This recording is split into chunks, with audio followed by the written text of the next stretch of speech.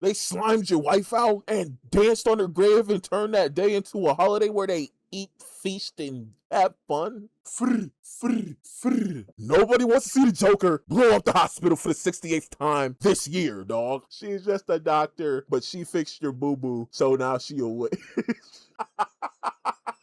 So Red Hood is basically Batman who laughs, the Batman who kills. You know what I'm saying? He's basically the Batman who pop niggas. White's looking at criminals, die. Mass murder, doesn't matter if you've been in jail for the last 20, die. He did that to Casca because he had to separate his human bonds to become Femto, a demon god. You had to fuck my bitch to become a demon? Who had the most justified crash outs in fiction? Crash outs. That is what we are talking about in this video. You ever watch a movie, play a video game, watch a TV show, and you see a main character, a side character, or more often the villain, and you see the reason why they more or less kind of crashed out, and you thought to yourself, you know what, bro, 100% had a point. I would do the same thing. Or he didn't go far enough for some of these. That is what. There's also, you could also make a list on people who should have crashed out. No cap. Like, Naruto had a lot of reasons to crash out and become a villain. Well, not saying all these people are villains. I don't know who got in this video, but Kakashi could have crashed out and became a villain. It's a lot of people in fiction who have villain origin stories, but did not become villains. What we're going to be talking about in this video. I know, okay, I know I've done justified villains before, but here's the problem. That kind of left me only covering villains, and there's a few heroes that I think had a completely and understandable, like, crash out, that I actually think they didn't go far enough in some cases, and that's what we're going to be talking about in this video. Walter White. Yeah. Here's where I stand with Walter White, bro. If my wife was Skylar, I'm done. I'm gonna be real, dog, I'm done. Okay, Skylar White, that's a tough sell, bro. Like, that is, bro. You've heard of ride or die. She is trying to ride away from you, and she would rather die than be with you. That is where I stand with Skylar White, okay? Now, Walter White had a crash out that I honestly, like, this is the beauty of the writing of Breaking Bad. I understand where he's coming from, but, like, imagine, bro, you get diagnosed with a terminal illness, and the first thing you think about is, you know what, bro? I'm a chemist. Naturally, I should probably make a lot of I don't want to get this video flagged. Make a lot of illegal stuff, okay? That would murk a Mormon child if they were to try it, okay? That's the best way that I can describe it. You guys have seen Breaking Bad, you know how it is. And this is where my problem is, okay? Him doing that is unjustified, pretty much under the pretense that the friend that he had that had a good startup and was making money did not offer to pay for all of his medical treatment. Okay, like, that's where Walter White loses that justified crash out, because the problem is there was other ways of doing it, okay? Bro just could not let go of his ego to accept help from somebody that he deemed as a person who wronged him, and may have wronged him. But at the same time, dude, okay, here's an important lesson in life. If you feel... I'm trying to figure out, like, what's the crash out? Man, I wish I watched. It's my fault though. But bro, people been telling me to watch Breaking Bad since like what? When this whole dropped? 2015. But like, hell, I started it. I watched like 2 episodes, but like, not saying it was bad. I just never finished it. That somebody has wronged you, and not wronged you once, but wronged you twice. I'm not saying trust them. But if you are still going to maintain being around this person, you got to give them the chance of redemption, okay? If I had a business startup that became a billion-dollar business, okay, and I felt wronged because I thought I deserved some of that, and I get a terminal illness, and the guy who is running the billion-dollar business, if that guy came to me and offered to pay for my terminal illness and take care of my family, at the end of the day, brother, you kind of have to give him that. Like, on a real note, yeah, he did some scummy stuff in the past, but I feel like that kind of more or less balances it out, okay?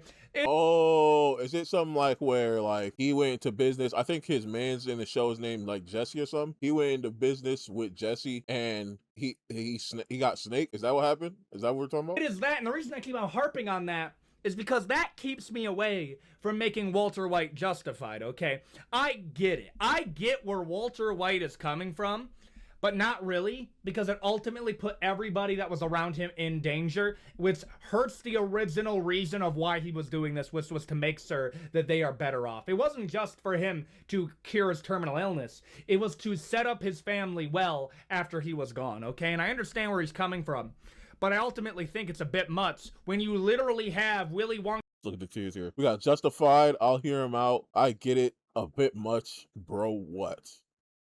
Okay. Because golden ticket right there. Just from the context clues I'm picking up, I guess do sound just like a bit much. It's a phenomenal writing, but it does make Walter White less justifiable and not as much. It's a bit much of a crest. I low-key do like how he's kind of not spoiling it, because then now I still have the opportunity to go back and watch it. I know it's been like 10 years, 12 years. Shut up. So that's all I'm saying. Paul Atreides from Dune. Okay, so I need to learn about this because I was actually about to get into the Dune movies. They said like number 1 and 2 was a sleeper or something like that, but I don't know. Or I could read the books. I don't know.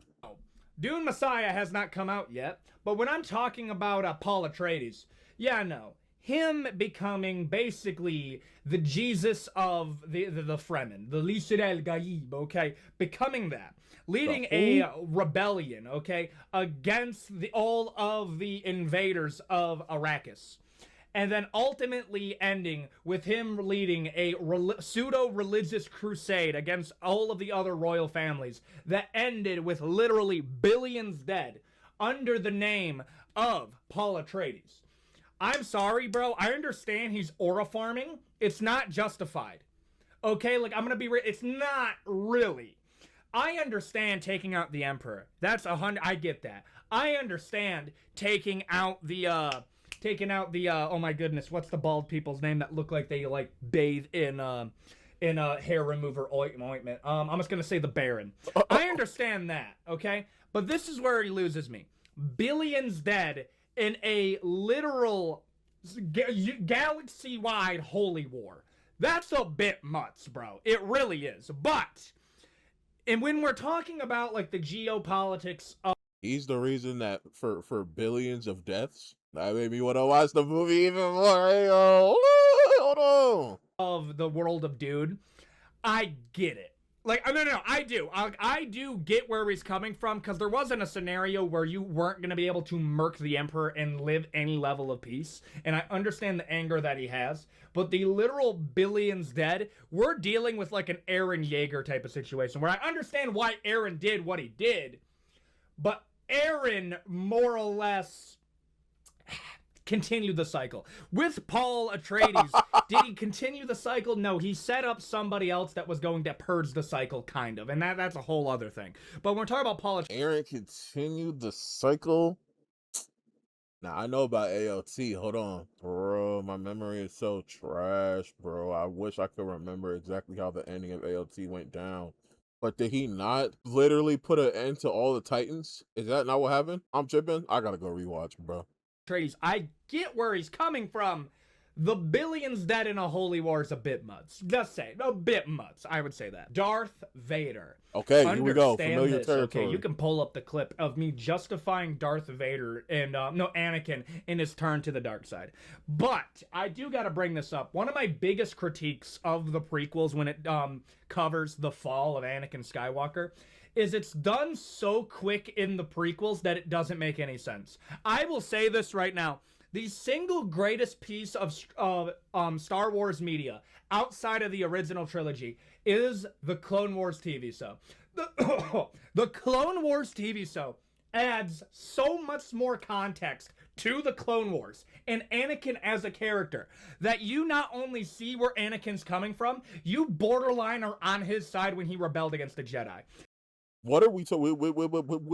Which series are we talking about? Because I didn't watch the 2D one. I just found out there was a 2D Clone Wars show. Are we talking about the Clone Wars with the 3D animation that was coming on Cartoon Network with Ahsoka? Are we talking about that? Because that show was Fuego gas. I watched all of that. But if we're talking about the, you know what I'm saying, other one, I don't know what that other one entails. I ain't gonna lie. I didn't know that existed. To the point where I think if you ever remade the prequels, you would make his fall a little bit longer, okay? Because here's the truth. Anakin Skywalker not only deserved the role of Master, he was literally the most effective star pilot in the entirety of the Clone Wars, was one of the most effective tacticians and generals in the entirety of the Clone Wars, was, again, one of the most loved generals in the entirety of the Clone Wars, to the point where dude was a walking morale boost to every single unit he was put in charge of, when the Jedi didn't even think of the clones as people. Anakin Skywalker had them hyped to fight for him. Most of the clones were okay with icing the Jedi and were just waiting on the call to do it.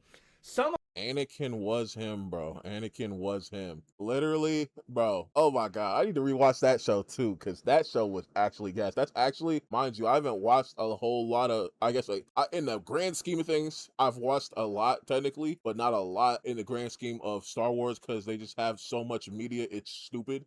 But obviously I watched the original trilogy, but I was a wee chap, and then not the original trilogy, the original 6 movies. Yeah, the original trilogy, and then the other 3. I watched all of that. I watched the Clone Wars, Star Wars: The Clone Wars, the 3D animated one on Cartoon Network. And I watched that new, because it's old now, but like the newer Star Wars movie with what's her name, Rey. I don't remember jack diddly about that one, but it was cool to me when I watched it in theaters like 12 years ago, 15 years ago. Of the clones that like were operating underneath Anakin wouldn't have wanted to murk Anakin purely for the case of Anakin cared for the clones that were under his control.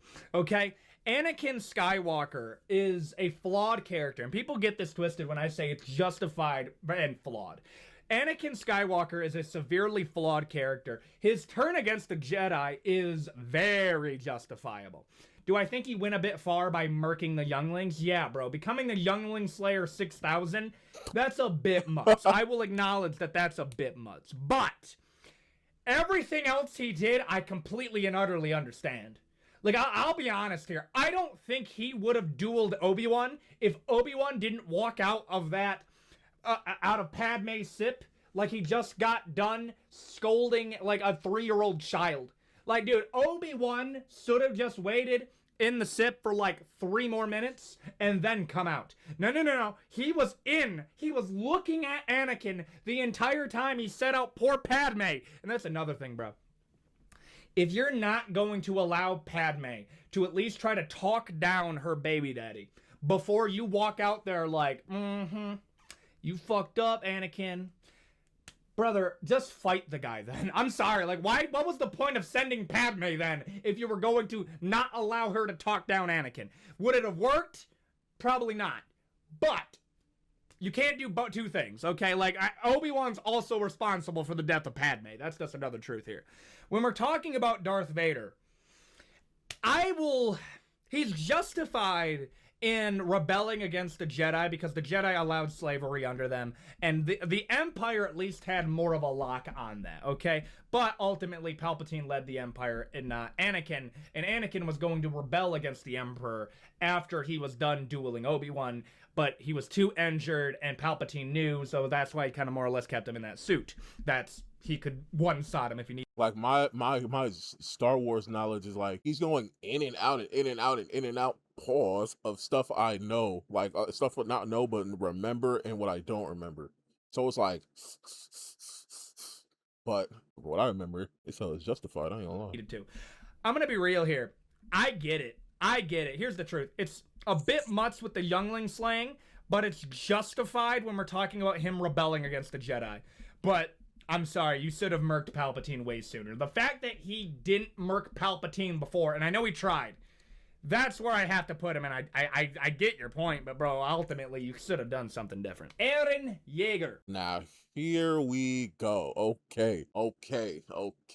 I watched this front to back not too long ago, and even though my memory was kind of foggy on the end, because, you know, if you know Attack on Titan, you know, season 4 lasted 4 years. They took half a decade to drop the entirety of season 4. See, it was season 4, part 1, and then season 4, part 2, then season 4, interlude, then season 4, the final interlude, and then season 4, the final part of it, like, come on, bro. They was doing way too much, bro. But I literally rewatched everything through like season 4, part 2, because they were playing so much. So I have good knowledge on Attack on AOT. Titan's so good, dude. I love Attack on Titan. I know that's like the coldest take ever, complimenting the writing of Attack on Titan, but at the same time, dude, I think I would actually go as far to say Attack on Titan does the best job. Ooh, maybe not the... actually, wait. Attack on Titan does the best job of the main character becoming the main villain. You can make the argument that Darth Vader wasn't the main villain because you had Palpatine that was in the mix.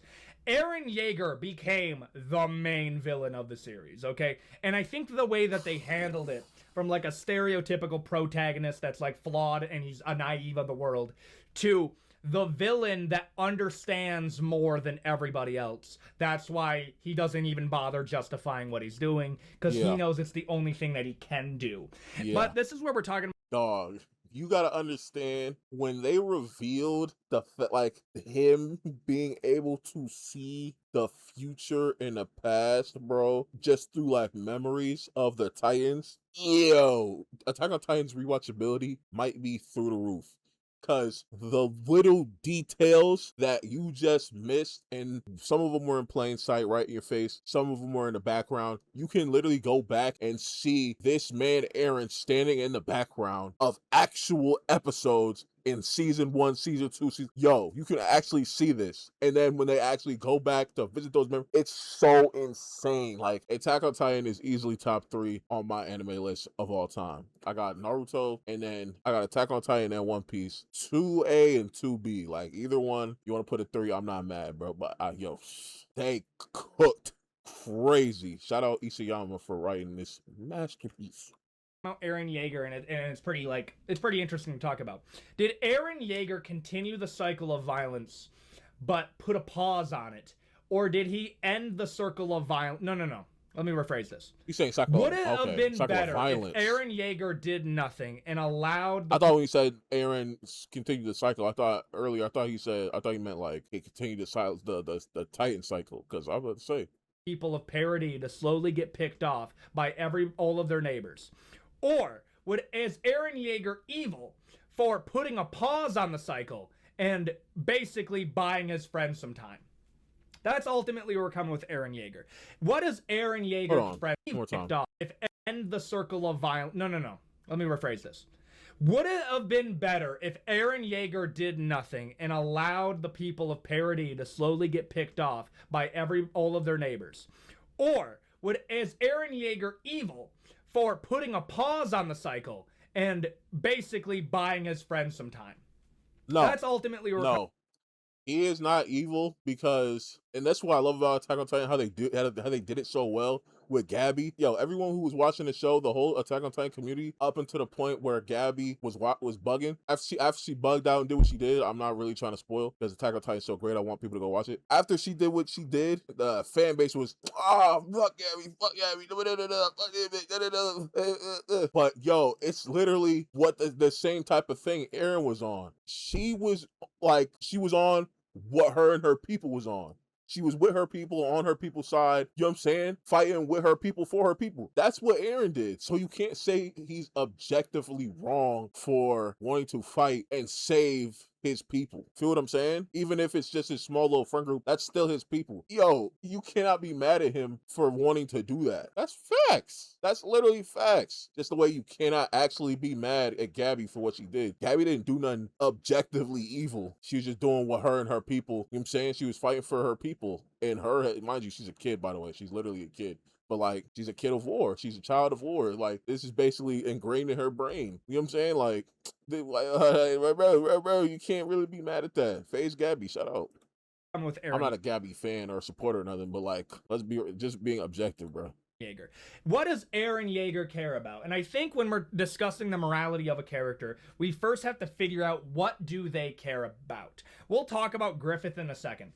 But Eren Yeager and Griffith are very different, because at least you can say Eren Yeager cared about his friends. He did. He cared about his friends more than pretty much anything. He understands that what he did with the rumbling does not end the cycle. It merely pauses it so his friends can live the rest of their lives. Yes, there ended up being a battle on parody. Society as we knew it ended up crumbling anyways. But he was okay with that because it allowed his friends to live their life, because he wasn't going to be able to be alive to live it with them because of the curse that you get with becoming the Attack Titan, only 13 years. Yeah. So that's where I stand on it. Okay? It is it's not a justified, it's not a I'll hear him out.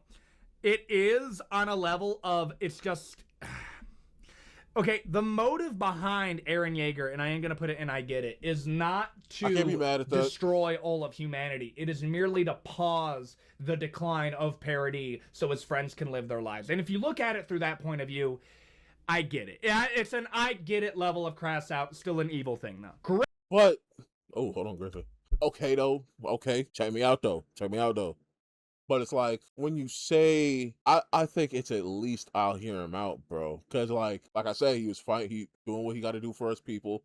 Like everyone else naturally at a baseline would do, regardless of like right or wrong. You like say that's your family. You're fighting for your family 9 times out of 10, regardless. You're standing on 10 for your family, 9 times with your family, for your family, 9 times out of 10. Unless it's like a crazy 1% thing that they did. A good example would be Itachi. We all know the ultimatum Itachi got put in: either kill your clan and save your younger brother, or you could just go down swinging with your family and everybody probably dies. The choice Itachi made, which was to kill his whole clan and leave his brother alive, while that choice is technically and objectively the smarter choice, you cannot fault nobody for going down with the ship. You dead can't, because that's his family, that's his people. So it's like, in Eren's case, yeah, you could say he didn't put an end to the cycle of violence, but you understand how hard that is? I hate to go back to Naruto, but the only person to do that literally was Naruto. Literally the only person to actually bring sustained peace that I can think of right now in media. Yeah, obviously you have stories like boom, boom, boom, boom, boom here and there that probably exist. I'm not thinking of right now, but you have to admit, brother, this man brought peace to the ninja world at like 17 years old, and it stayed like that till he was like 33. And the only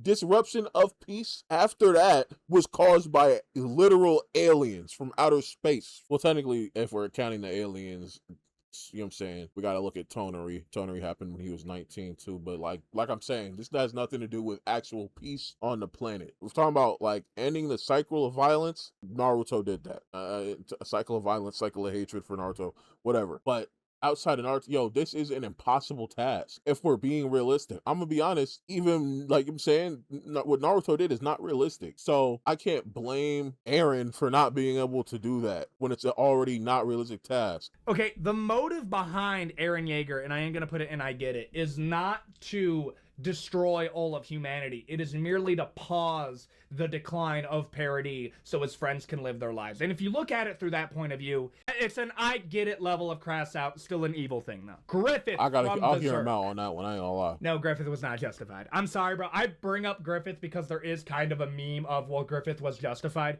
And here's the thing.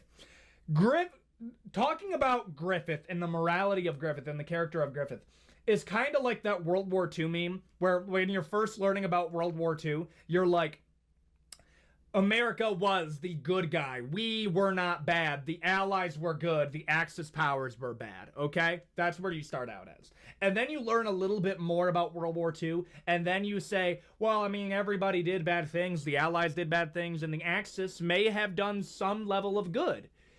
And then you learn a lot more about World War II, and then you say, yeah, no, the Allies were the good guys. Yeah, our bad stuff is literally nothing compared to what the Axis powers did.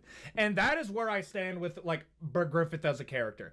Griffith, from the surface level take that you get from Griffith is that Griffith is evil. And that's not a wrong take, it's just a vastly oversimplified take. And then you learn a little bit more about Griffith as a character, and then you're like, well, I kind of understand where he's coming from. And you know what? Like, he didn't do that to Casca because he enjoyed it. He did that to Casca because he had to separate his human bonds to become Femto, a demon god. You had to fuck my bitch to become a demon? Cap, Cap, Cap. You turned to a fucking demon and you started fucking my bitch after you turned to a demon. Cap. You know, if you know, you know. If you watched those trash ass Netflix movies on Berserk like I did, you know, it just felt like they were leaving important things out. That it just felt like it, gang. It just I could tell they were leaving mad important stuff out. So I really do want to go and read Berserk. I just never got around to it. I did start one time, but from what if I'm remembering correctly, he was power hungry. He like wanted like his own kingdom or something, like something of the sorts. And then I think Guts left him for some reason. I'm forgetting the reason. And then that eventually snowballed into him getting captured, enslaved, tortured for a year, which I ain't gonna lie, they was doing him stupid, dumb, crazy. They were doing him crazy in the joints. So, and I understand you don't mess with Guts no more, but it's the same dude that just came to save you. Same dude that just slimed out the guy that's been torturing you and imprisoned you. You could have been down here rotting and dying for the rest of your days, and I come and save you. First thing you do is fuck my hoe. I don't know. That's not justified to me. I'm sorry.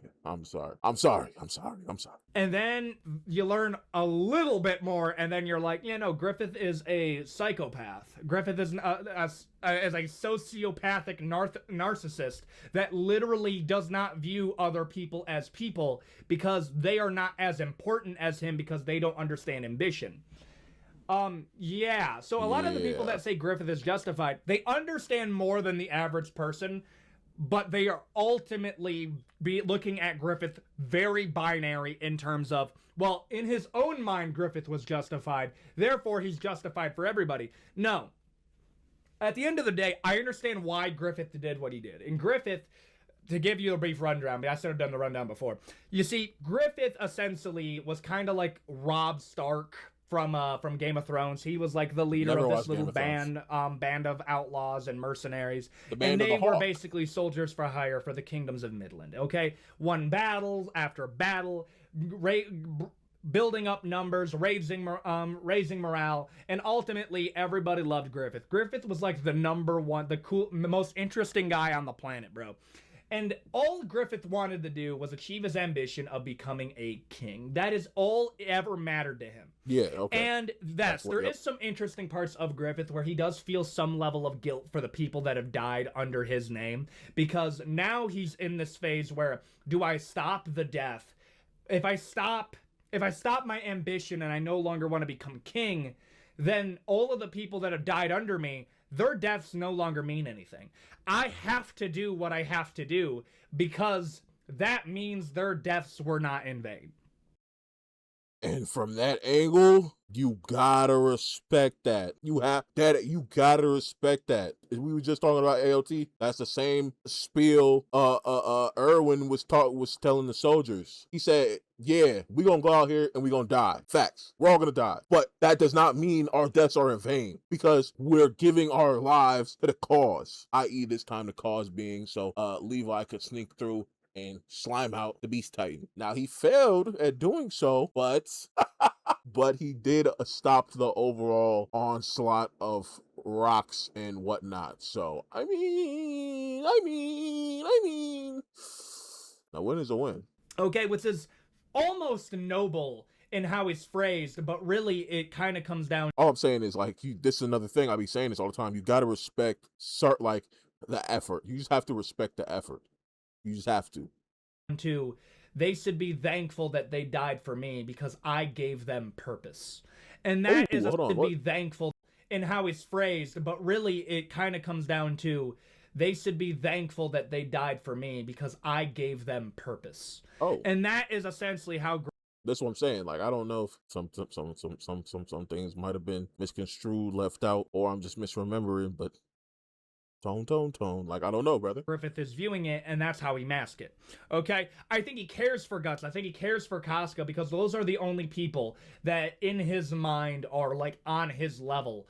But their critical mistake is loving him. He wants more of a rival than a friend. And that's where the great, tragedy of Berserk is Guts betrays Griffith because he wants to be his friend, and Griffith views that as a betrayal. Okay, basically what happens is Guts. Damn, hold on, wait. That's why they left. That's why they broke up. Oh shit. What the fuck did I watch? Oh, I need to rewatch. I need to read. Friend, and Griffith views that as a betrayal. Okay, basically what happens is he's Guts bugging. overhears Griffith talk about how I can never be friends with somebody that I do not view as an equal, and that all of the men under him are not his friends, okay? And really, he was just saying that to go sleep with a chick, which we don't know if that was that. I don't think he meant a lot of what he said. But Guts overhears this and then leaves the Band of the Hawk, which is the army of Griffith, and then leaves for a couple years, and Griffith views this as a betrayal to his very being, and has a mental breakdown which culminates him in being captured and brutalized for about a year, and then he gets liberated by the remnants of the Band of the Hawk and Guts. And now Griffith, crippled, cannot even speak, realizes that his ambition is dead.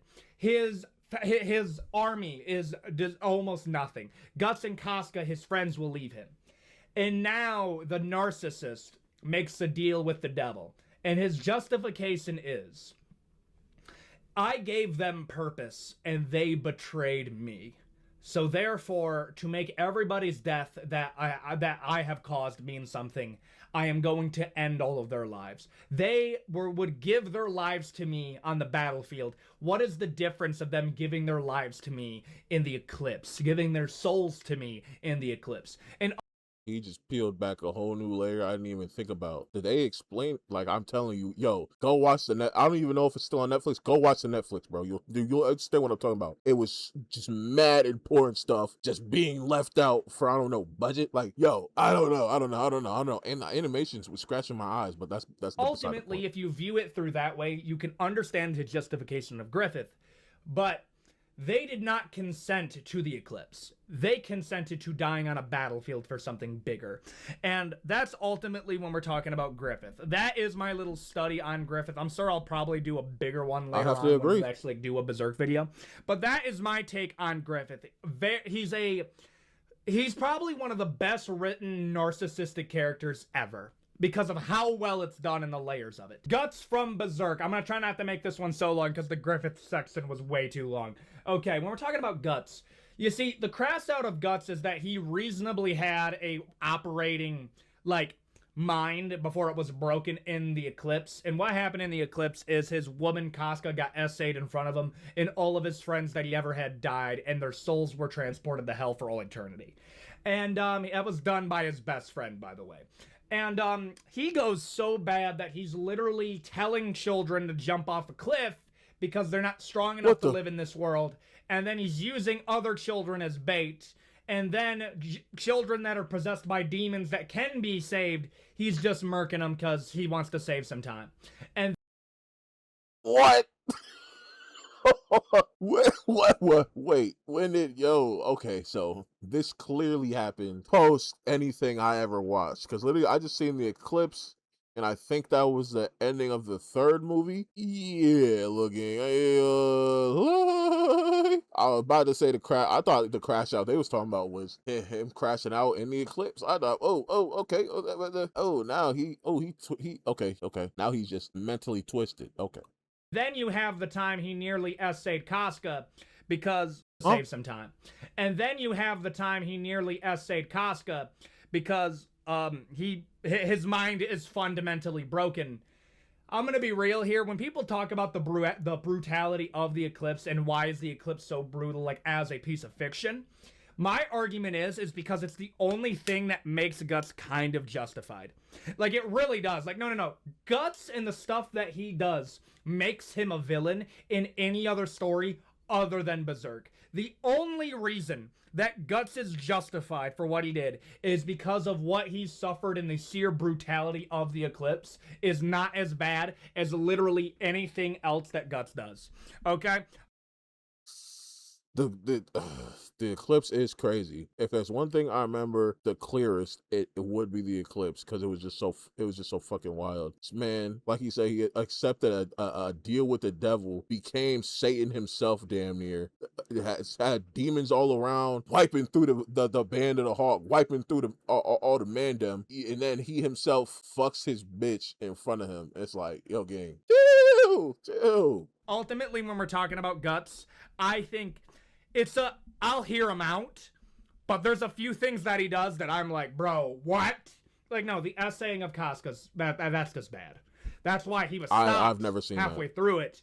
But ultimately, like, that was not even meant to be justifiable within the story. Because I know she, like, because like I said, I only seen it like right past the eclipse, and I know, like, she lost her memory. So, and in the eclipse, this man Guts lost an arm and an eye. So, like, that's also crazy. But I know the last thing they showed in the movie was I think it was Guts and Casca, but Casca had literally lost all memory. She didn't remember who Guts was. No, she was kind of like almost a child, almost not like physically, but like mentally, if I remember. Or I don't know if she lost intelligence or intelligence plus memory, or just memory. I think it might have just been memory. But yeah,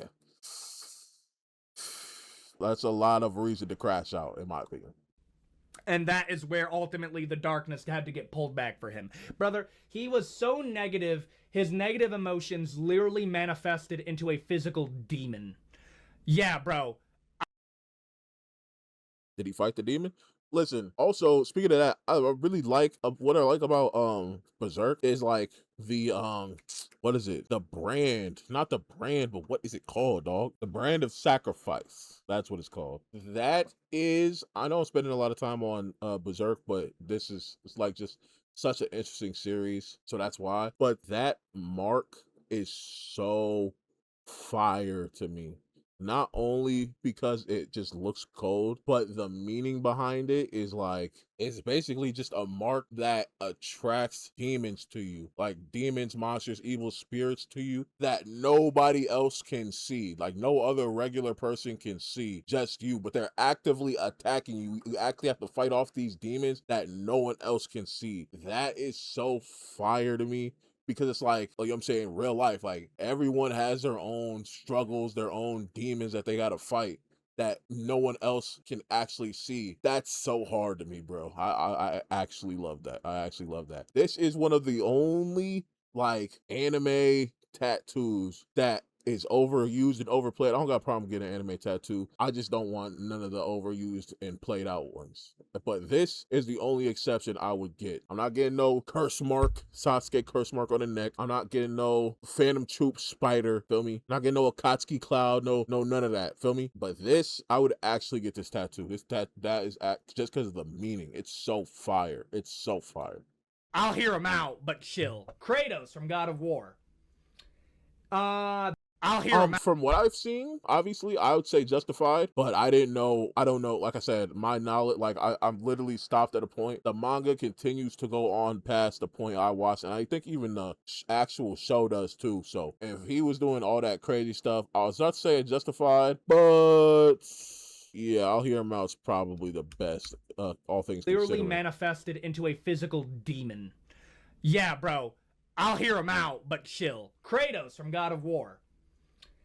That's tough, actually, because him going against the Greek pantheon, and here's the thing, they started with the Greek pantheon because that's, at the time, was way bigger inside of pop culture, but also I like that they did the Greek pantheon because the Greek pantheon, whenever you read a story, they're never good.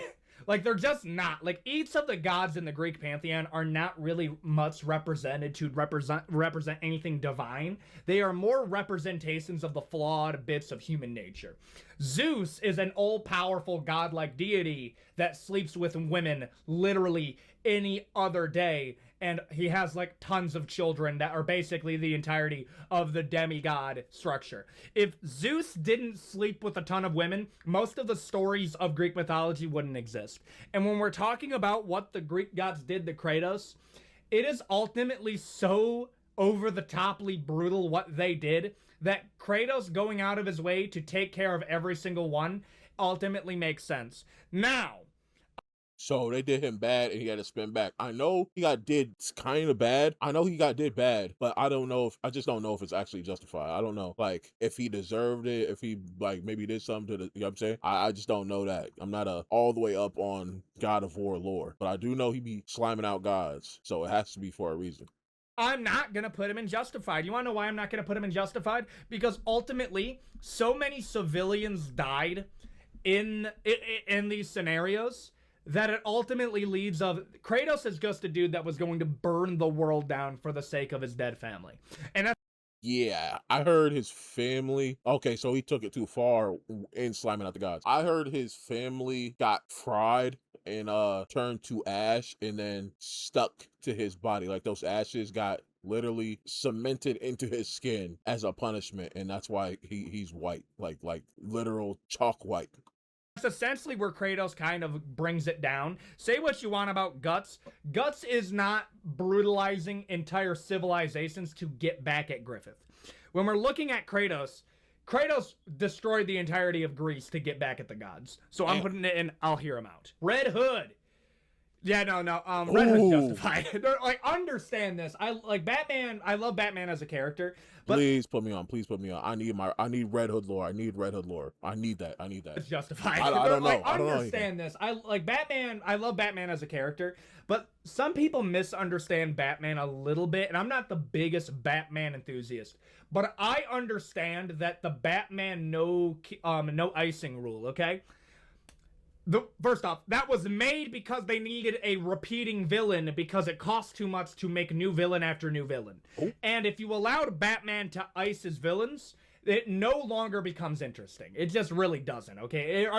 Everything would be he's like... talking about the no unalive rule. You can't, like how Batman don't unalive people. I see he's trying to dodge it. I'll say it in a better light. Like 30 minutes long. But the reason why it's still around is Batman as a character is damaged. He is damaged psychologically. This is a guy who had his parents die and he dresses up as a fucking bat. Why does he dress up as a bat? I know, like, actually, like, no, well, he does it to represent... What normal human does that? No. Tell me, what person that is not suffering literally mountains of psychological damage in what he witnessed? Why would you dress... There's literally no reason to dress up as a... Because his parents died, he went into a depression and started living in them caves, them grimy little caves. Started harmonizing with the bats. Started building a relationship with the bats. Started to become raised by the bats on some Tough Bay Fong with the moles. I'm just lying. I don't know if that's probably a Batman origin story somewhere, but it's obviously not the canon. Bat. Well, he doesn't need to do that. Does anybody in real life do that? Really? No. Nobody does that. Like, no, on a real note, like, he doesn't have to do all that, okay? I understand that's a merchandising thing, and that's the actual reason. But, like, no, it adds a bit more spice to Batman as a character that he is actually kind of insane. You see, Batman not icing the Joker is so dumb. But it works narratively because he makes him the perfect foil for somebody like Joker.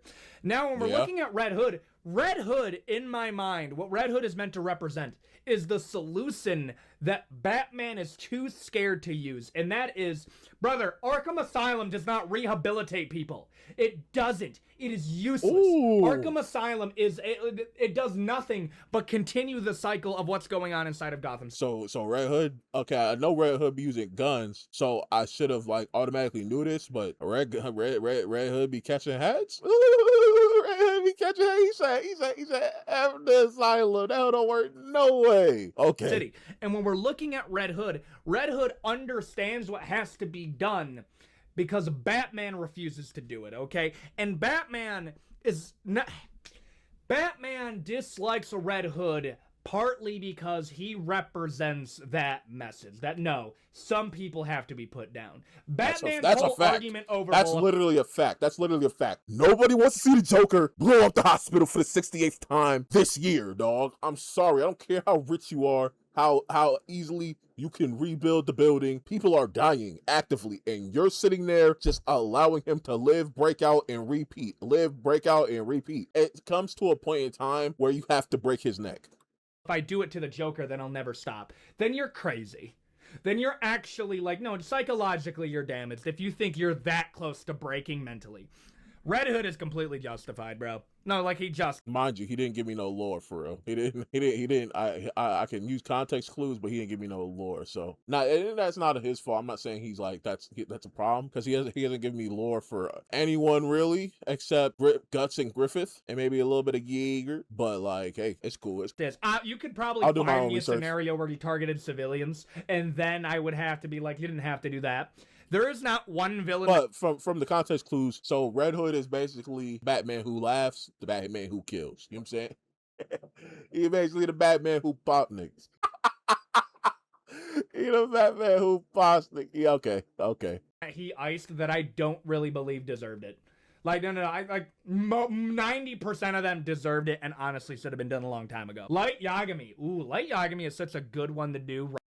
Light Yagami. Hold on, because I really love Death Note. Death Note probably like top 6, top 7 anime for me. So let me think about it. It depends on what we're saying Light's crash out is, but I'm assuming we're saying his crash out is killing. Ooh, his is low key like the opposite of Batman because Batman wants to keep everyone alive and just throw them in jail. Light's looking at criminals, prisoners, murderers who's already in jail. And mind you, they're not breaking out every day like Joker. They're staying in jail probably for life. But he's like, man, F all, die. He die. Mass murder doesn't matter if you've been in jail for the last 20, die. So I'm gonna be honest. I'm not gonna lie. His crash out is not valid. His crash out is not valid. If that is the crash out we're going with, that's not valid, gang. I ain't gonna lie. Like they're already in prison. They're not the Joker. They're not gonna break out every day. And not valid. Right after Red Hood because they have the same mental structure. They do. But Light Yagami is much more of a narcissist and has this god complex compared to Red Hood. If I had to describe like amalgamation of a character, I think Light Yagami is like Red Hood and Griffith mixed together. You see, Griffith is a narcissist that looks at views himself as almost a god level being. Light Yagami believes that he is a harbinger of justice and that he will usher in this new age, not as a man, but as a god, because he has the powers of one. In reality, he's just a toddler with a journal. That's essentially what it is when we're looking at Light Yagami as a character and when we're talking about Death Note.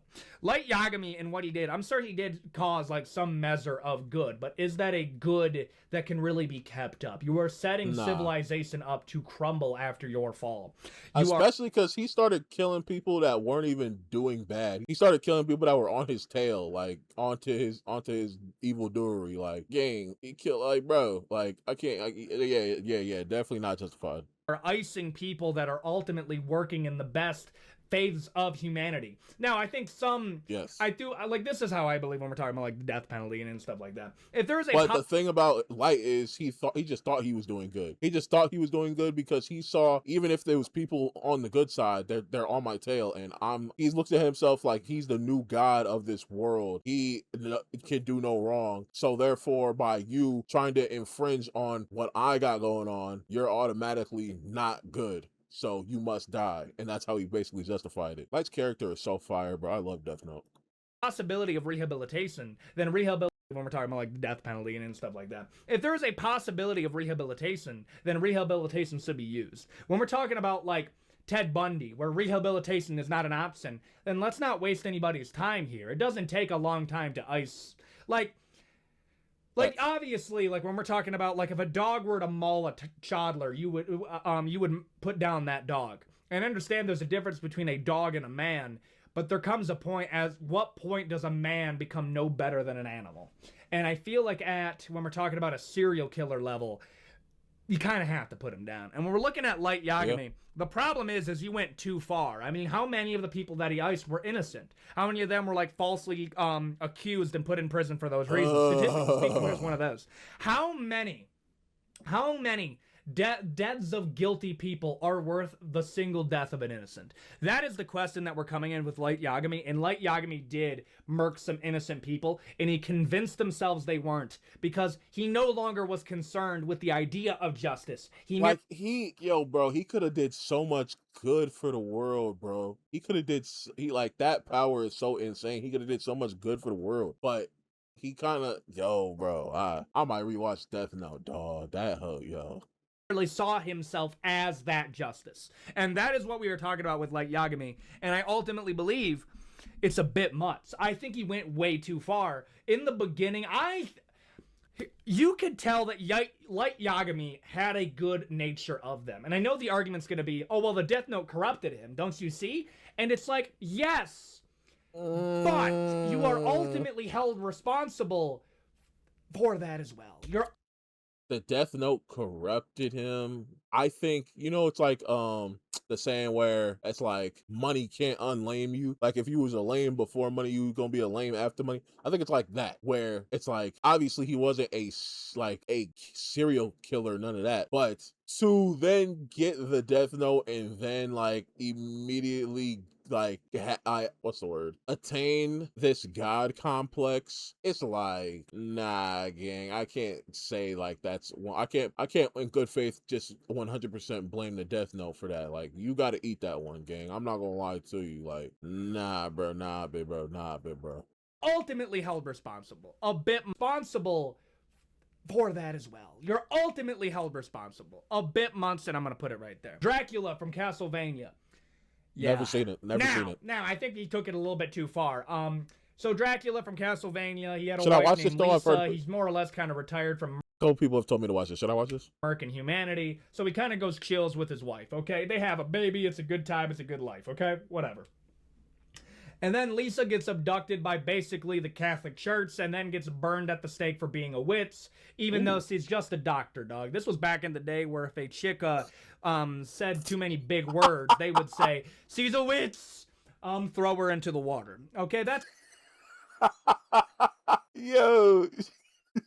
One of the most underrated powers is the Ghost of Christmas Past. That's serious, where you can literally go back to a time period and just watch it. Just watch it. You're not even a fly on the wall. You're not physically there. You're just there like in a spirit form. Just watch it. Yo, I would pay top dollar if I had it. I'm talking about Elon Musk net worth, top dollar, if I had it, to gain that power. Cause it's hey, that's literally entertainment for the rest of my life. I would be in that hole, baffled, dumbfounded, and cracking up in a hilarious fashion. Cause what do you mean she just came up with a whole remedy to fix your cut, fix your leg, or whatever the fact? Hey, you want to burn her at the stake, calling her a witch. Gang, she's just a doctor. Just a doctor. She's just a doctor, but she fixed your boo-boo, so now she a witch.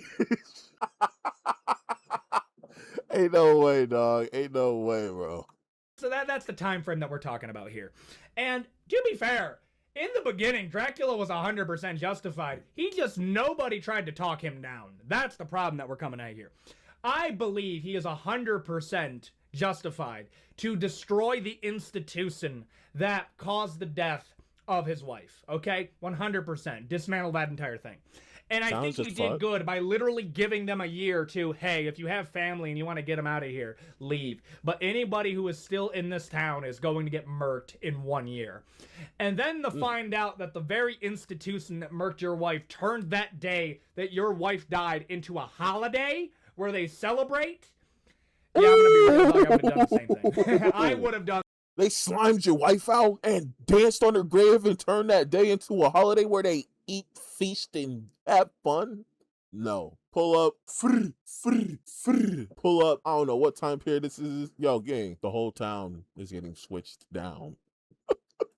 The same exact thing, if I'm being honest. Now, murking the entirety of humanity, that's a bit much. Ultimately, then it kind of comes into...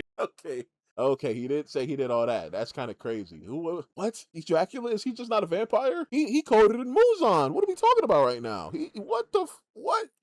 It's like, so you're not interested in guiding humanity. You're more interested in sacrificing them. And Dracula, as somebody who was a human, if you believe that humanity at any point can be saved, then it is kind of your duty to guide them into there and give them a separate path. If they're not going to take it, then I understand. But then do it on an institution by institution basis. Not the utter annihilation of the human species. That's a bit much, okay? And ultimately, I'm going to put it there. Homelander. Okay, when we're talking about Homelander and his crass out ability, where did the crass out begin? I understand that he had mommy and daddy issues because he was born from a test tube, okay, and then murked his mom while he was coming out the womb. I understand that in terms of like the damaged nature of it, but ultimately, born from a test tube and murked his mom on the way. How is that even possible?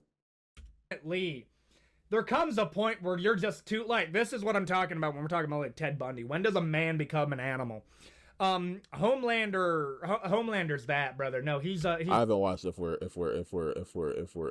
not clear. I haven't watched The Boys. a dog that thinks he's a god. That's essentially where I that, brother. No, he's a dog that thinks he's a god. That's essentially where I stand on him. Okay? I mean, all dogs go to heaven. Let me shut my bitch ass up. Okay. And when we're talking about Homelander, there's really not much that I can say. At what point was he justified? Yeah, no, that's the better question. At what point was he justified? Maybe there was a point where he actually wanted to be the hero, but I think he wanted to be the hero because he was chasing the love that he never had as a child. And I think that's where it comes into play. Damn. And honestly, bro, like there's not much I can say. Bro, what? That's what I gotta say. Joel Miller. Okay. You're gonna hear a lot of hot takes in this video. Ooh. This is what I don't like about The Last of Us. If you're going to do the whole Joel Miller is a bad guy for what he did in the hospital, you can't say that the cure would have never have worked or imply that the cure would not have worked. Because if you look at it through any other point of view, am I phrasing this wrong? Okay. The fact that it is pretty implied that the operation would not work, and even if they did make a cure, them being able to manufacture and move that around America is almost zero. The fact that is...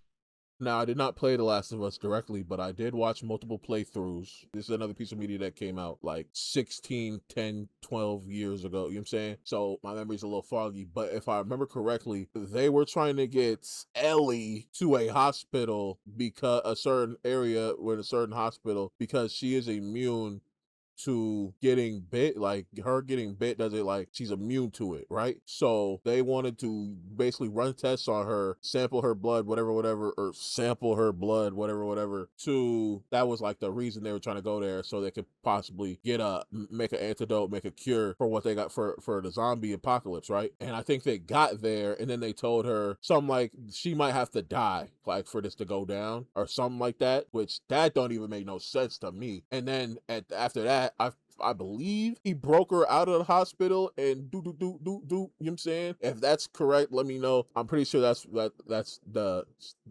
thing. And the crash out in what we're talking about is him crashing out is like, nah, she not going nowhere. She coming home with me. She not about to die over this antidote that y'all don't even know if it's gonna work, essentially. Stated in the games and in the TV show, then Joel Miller's justified. He just is. Well, yeah. I would say he's at least hear me out based off of what I remember. But yeah, I forgot that they dropped a show on this. So yeah, I never watched the show though.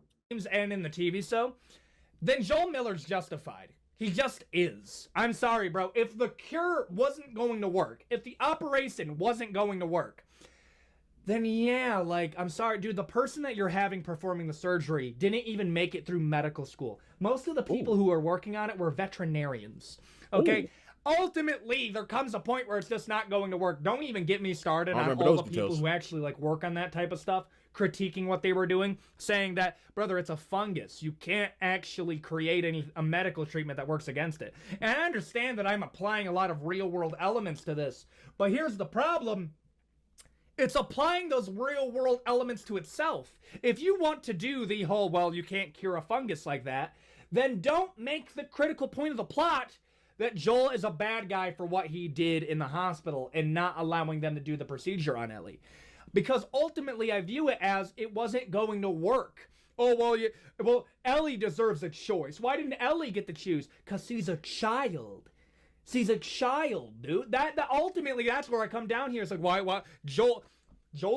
What I'm not understanding, and maybe it's just lack of memory, what I'm not understanding at this moment in time, they probably explained it. What more do they need from her other than like blood? Like, what are we talking? What procedure would they need to do on her that would be more effective than taking her blood samples analyzing them, see where they're different from regular blood samples, and go from there. I'm bugging, I'm tripping and bugging. If I'm tripping and bugging, let me know. But and obviously he's talking about there were veterinarians on the scene, so they don't know what the like. Come on, bro. But still, like, what? Like, you're gonna do open heart surgery to see why the fungus don't work? Why the fungus don't make her heart stop? Like, what are we talking about? I don't. What exactly were they gonna do? I've never thought about this. I don't think I've ever thought about this. What exactly were they gonna do? Sort of given Ellie the decision to undergo this procedure if she wanted to. Brother, she was a child,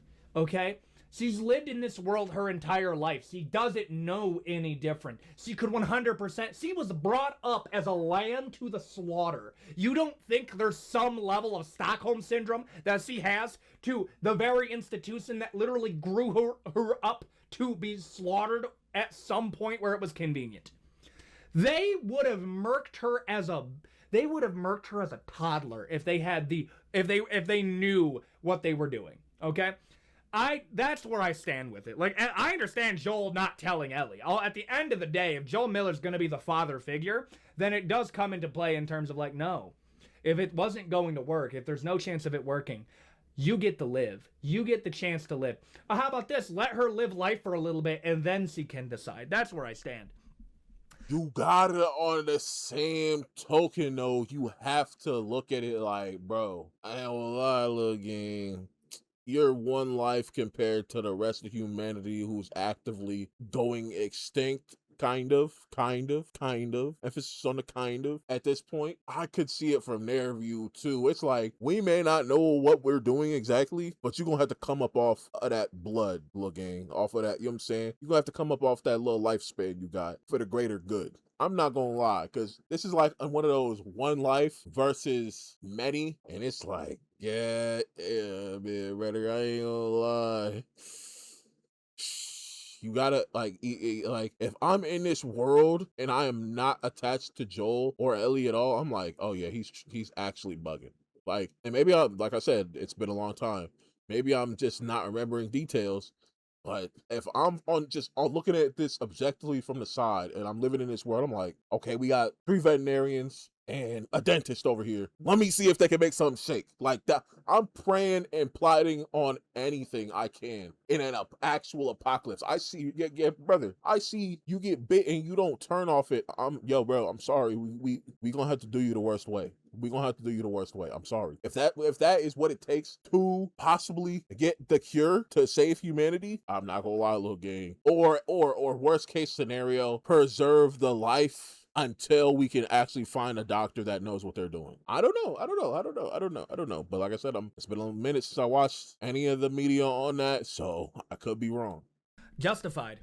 I really do believe it's justified. And then you want to talk about, well, the Fireflies were in it. Fireflies. But like I said, if I'm Joel, it's like literally the same thing with Aaron and Gabby. Like I said, like, I'm on this side, you're on that side. We both gotta like, you know what I'm saying? Like, it is what it is. We gonna have to bang out.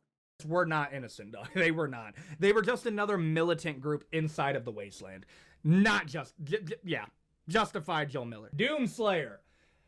Yeah, nah, there's not really much I can say here. So Doomslayer punched a dude in the face and then was moved over to a moon base on Phobos in a separate universe. They opened up the portal to Hell, and then Hell claimed his entire home dimension, slaughtering his family and converting their souls into fuel that later became Argent Energy. Because how Hell works inside of the Doom universe is essentially a multiversal plague that claims whole dimensions to refine them into fuel that the makers use to find infinite life for the Father, and the Father betrayed Devoth, the original god, and that's the dude that Doomslayer faces. What? So basically the devil in Doomslayer slurps up Doom guys, or basically the devil in Doom slurps up Doomslayer's entire world, grinds all the living souls up for fuel for his immortality. That's kind of hard. I ain't gonna lie. Yo, I watched the video on Doomslayer before, and I know he's stupid, crazy, dumb OP, like outrageously OP, like crazy OP. I didn't know that was his origin story though. Slayer's crash out is not just for the death of a bunny, but for the death of a family that he will never get to see again. They do not get to go to heaven. They do not get the release of death. Their souls were converted into basically gasoline for war machines. That is essentially what happened to Doom Slayer's family. Now, where we want to get interesting is it is implied that Vega, or the father, allowed his dimension to get refined, and then the Doomslayer later was working with them, and that's the reason why he didn't resurrect the father, or resurrect God. It was for that reason. Every single person who's even remotely responsible for the death of Doomslayer's family or humanity as a whole, he's after them. And ultimately, the consistency of Doom's guy's logic is so good. It's, no, what thing did he do that was unjustified? Dude, he was ultimately protecting humanity in Doom 2016. Yeah, there was an energy crisis, but let humanity destroy itself. Don't invite hell to do it for them. There's no deals with the devil going on here. When you're talking about the Night Sentinels, he helped them even though they weren't his people because they represented humanity. Doomslayer is brutal because he represents the raids of humanity towards the demons. Justified. The Punisher. Okay. I'm gonna be real here, dude. This is where it gets, like, when we're talking about, like, Marvel, it is kind of weird to see, like, when we're talking about, like, the U.S. agent and you're talking about, like, the Punisher. I'm not saying that the U.S. agent should be Captain America. What I am saying is that the U.S. agent is much closer to the Punisher than he is to Captain America. And the Punisher is viewed as, like, this fan-favorite character that we understand why he did. I really don't know nothing about the U.S. agent at all. I understand he's supposed to be, like, you know what I'm saying, Captain America replacement. That's not Captain America replacement because the Falcon is Captain America replacement. But, you know what I'm saying, he came through in an MCU drought, right? I didn't watch none of the MCU drought. If you know the MCU, you know the MCU drought. So, but I am about to catch back up on everything I missed because this next phase is about to be crazy. Like, at the end of the day, that is kind of how I view the Punisher. Yeah, well, it wasn't the dude that actually murked his partner. No, it was a dude who was working with them, and at the end of the day, the Flag Smashers committed all swaths of crime. Brother, you don't get a hear me out anymore. You're just getting put down. That's essentially what we're at right now, okay? When we're talking about the Punisher, I'll be real here. He goes a bit far here and there, but I'll hear him out. Like, this is what bothers me. When every other hero is so dismissive of what the Punisher does, and I'm gonna be real here. Even when it comes to like the Punisher never talked to Captain America in the MCU. If Chris Evans, Captain America, had the audacity to say, "I think you go a bit far, soldier." Cap, you fought in World War II. The definition of, yeah, everybody's gray here. We're doing what needs to be done. I'm sorry, bro. Do you know what a missed opportunity was? Having the bombings of Hiroshima and Nagasaki explain to Captain America. I would have loved that. I thought that would be so interesting to see how he actually views that. Okay? And when we're talking about the Punisher... Speaking of Captain America, like, slander is hilarious, bro. Because they be calling it... I mess with Captain America. But they be calling him, not... aside from, like, the, oh my god, he's a bum. He only fights with a shield. That's overplayed. That's lame. I don't even really see that no more. But when they call him racist, bro, like... Yeah, like Captain America, unfrozen from the ice, seeing black people drink from the same fountain. That should be having me weak, bro. I ain't gonna lie. Hear him out, justified. John Wick. Never seen any John Wick, so I can't lie. Like, yeah, they murked his dog and he took out a whole bunch of people. The consistency of John Wick's ideology is so consistent. Ultimately, he's more justified than the Punisher. And he has more bodies than the Punisher. But I think John Wick is more justified because every single person he murked was either a bad person or a worse person. And the people that he didn't even have beef with that were bad people, he didn't get involved with because he didn't have any beef with them. He only went after people that directly wronged him. And when other people came in, that's when it was like, okay, my hand is forced. I have to take you out now. And when we're talking about that, yeah, justified. 100% justified. Yeah, I gotta put him there. Scorpion from Mortal Kombat. Ooh, this is a tough one, actually. Because when we're talking about Mortal Kombat, and I'm talking about the original timeline of Mortal Kombat, Scorpion had a family and served the clan of the Sirai Ryu. The Sirai Ryu was murked by the Lin Kuei, and the Lin Kuei slaughtered this entire group and ended the son and Scorpion's wife. And then you find out that it wasn't actually the Lin Kuei as we understand it. It was a guy named, it wasn't Ermac, it was oh my gosh, MK nerds correct me. I'm going all throughout mythology, so I'm gonna mix a few. But it was a different guy that was a shapeshifter that had a skeleton face, okay? And he essentially was the guy who orchestrated the hit on Sirai Ryu in order to turn Scorpion into the avatar of the outer world to win the MK tournament. And so he sent him to the Nether Realm because the Sirai Ryu were part of Earth Realm, and it would have been Earth Realm against Outer Realm. I'm sorry, bro. Mortal Kombat lore is so crazy. I'm about to say, yo, bro, I've played multiple Mortal Kombat games, bought multiple Mortal Kombat games, had fun on multiple Mortal Kombat games. I don't know none of the Mortal Kombat lore. The most Mortal Kombat lore I know is Johnny Cage is an actor. That's all I know, for real. To explain it in the best way possible. Basically, by murking the Sirai Ryu, it essentially caused Scorpion to play for the opposite team to get back at the Lin Kuei. And that's essentially what happened. The thing with Scorpion is he's 100% justified, but his raids was used against the wrong people. I'm putting it in justified. I really am. No, he only wanted to battle the people that were directly responsible for the deaths of his family. He didn't want to go after anybody else, so I'm putting it in justified. Magneto. Ooh. Okay. The thing with Magneto is that he's one of the more interesting villains when you look at it through the eyes of his thesis of why he does what he does is very sound.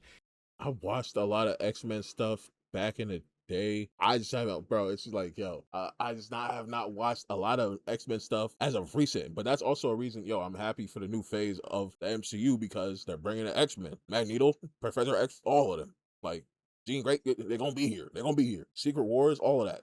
So